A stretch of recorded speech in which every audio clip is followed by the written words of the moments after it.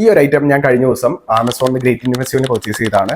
ഇത് ഏതാണെന്ന് നിങ്ങൾക്ക് ഗസ്റ്റ് ചെയ്യാൻ പറ്റുകയാണെങ്കിൽ ഇപ്പം തന്നെ ഗസ്റ്റ് ചെയ്യുക. എയർപോർട്സ് ആണ്, ജനറേഷൻ ഏതാണ്, ബാക്കി ഡീറ്റെയിൽസ് ഒക്കെ നിങ്ങൾ ഗസ്റ്റ് ചെയ്യുക. അപ്പം ഇത് ഞാൻ കുറച്ച് ദിവസം ഉപയോഗിച്ചപ്പോൾ തന്നെ ഇതിന്റെ മേലെ നിങ്ങൾക്ക് കാണാൻ പറ്റുമെന്ന് അറിയില്ല, കുറച്ച് സ്ക്രാച്ചസ് ഒക്കെ വീണിട്ടുണ്ട്.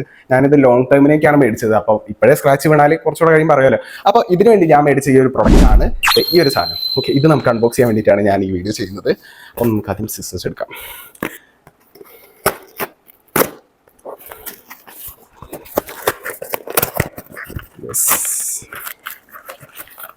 Yes, ND case. ഇതിന്റെ മേലെ തന്നെ അതിന്റെ പേര് എഴുതിയിട്ടുണ്ട്, ഏത് എയർപോർട്സിന്റെ ആണെന്നുള്ളത്. ഓക്കെ, ഞാനിതിന്റെ ലിങ്കും കാര്യങ്ങളൊക്കെ ഡിസ്ക്രിപ്ഷനിൽ കൊടുത്തിടാം. നമുക്കിത് അൺബോക്സ് ചെയ്യാം. അപ്പം ഞാൻ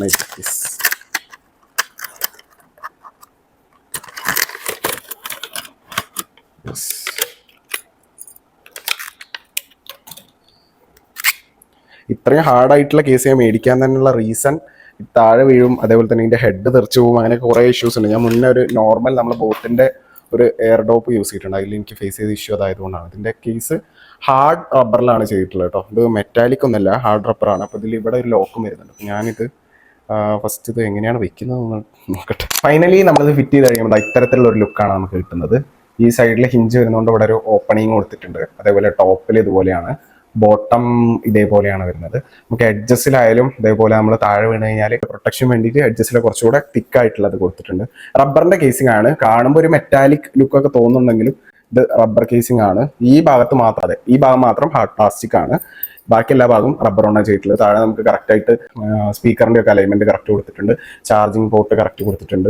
പിന്നെ ഇവിടെ നമുക്ക് ലൈറ്റ് ബ്ലിങ്ക് ചെയ്യുന്ന ഈ ഒരു പോർട്ട് കണ്ടില്ല, ഇതും കറക്റ്റായിട്ട് ആ ഒരു ഹോള് കറക്റ്റ് കൊടുത്തിട്ടുണ്ട്.